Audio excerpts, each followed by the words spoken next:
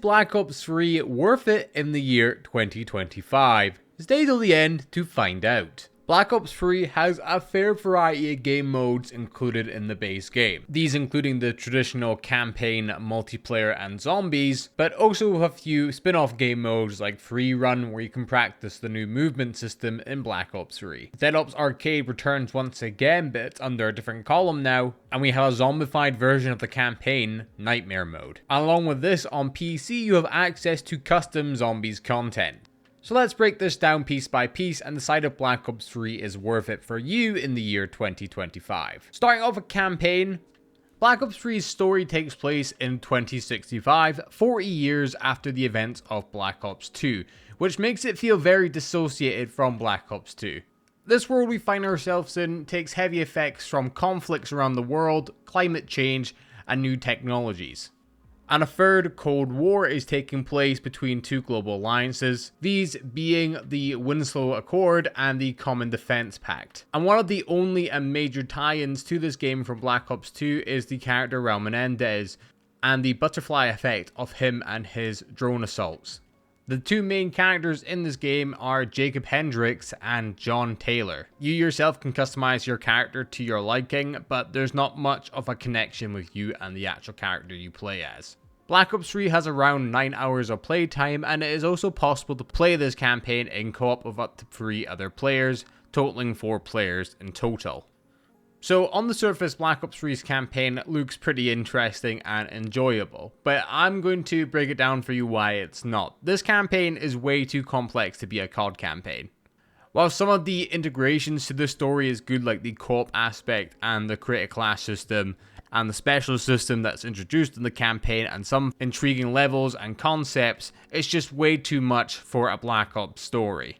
It's also been said by multiple people that they took the campaign team and made them focus more on zombies, hence why zombies was so good this year, and the campaign took a bit of a heavy hit from it. There was also a bunch of earlier ideas in early development, and then they couldn't see that through, so they had to put together this campaign, resulting in this campaign feeling really underwhelming. And if it wasn't really for that tie-in with Raul Menendez, you wouldn't even know this is a Black Ops game. Yes, it's based in the same universe and it has ties in, but I genuinely believe that the only reason they called this game Black Ops 3 was additionally zombies first of all, and then also the fact that Black Ops is a giant IP to have, and to this day they're still milking it with Black Ops 6.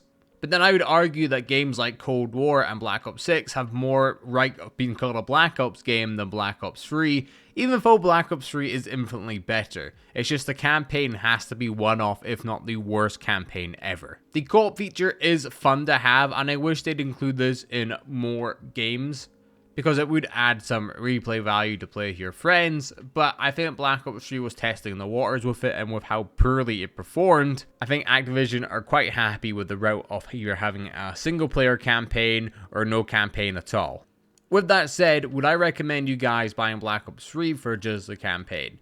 Probably not. This campaign is definitely not my favorite, and you could pretty much enjoy the whole Black Ops story with avoiding this game and just playing the other entries. Because you think about it, Black Ops 4 doesn't really have much tie-ins because there's not really a campaign there to play.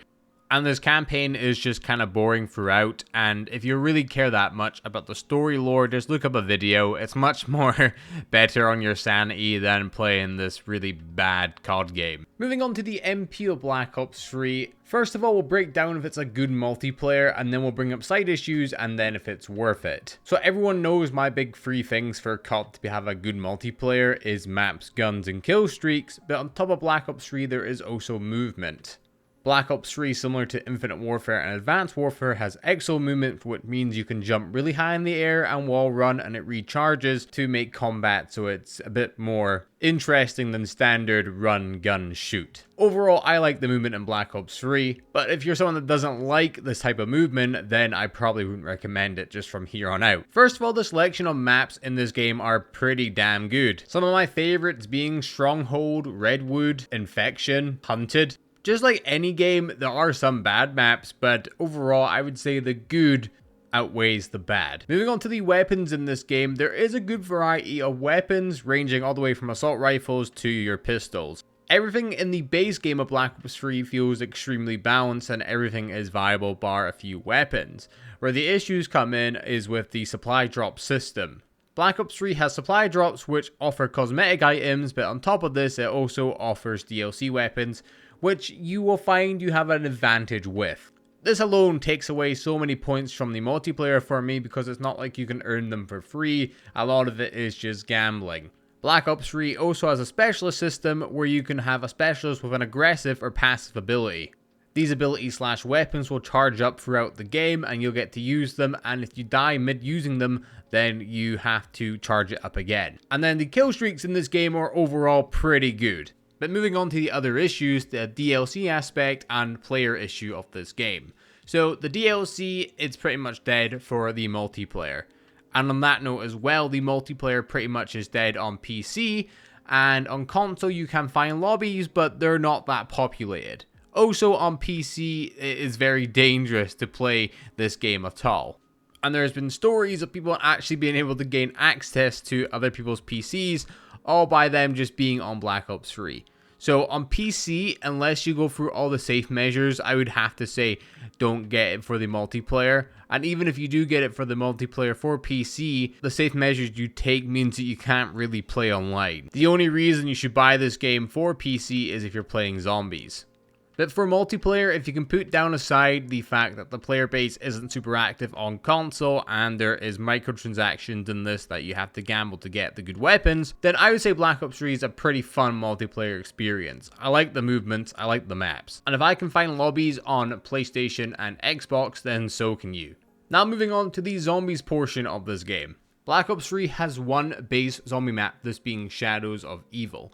The rest you have to get through DLC, but the base map Shadows of Evil is really good. So what I'd recommend is you guys trying this, and if you like it, then you progress to buy the DLC, because it's the only reason you should really be buying the DLC in this game. These maps will include the Giant, which is a smaller remake of the Reese, 4 expansive new maps being Draka, Zetsubo, Gorod Krovi, and Revelations. And on top of this, you can get Zombie Chronicles, which is a DLC pack which contains 8 remastered maps from the older zombie games. On top of this, you also have custom zombies, which will give you thousands upon thousands of hours of free content made by the community. The only issue with Black Ops 3 Zombies is it can be kind of unsafe to play. There are certain measures you can take involving VMPs and certain applications you can run in the background to stop these issues from happening, but Black Ops 3 as a base game by itself is not safe to play on PC. On console it's fine, but on PC it's very much not. So just be careful when playing it. And going for the smaller aspects of Black Ops 3, Free Run is just a bonus mode where you can practice your movement. You shouldn't be buying the game blatantly for this, and Nightmare mode is not a fun game mode either.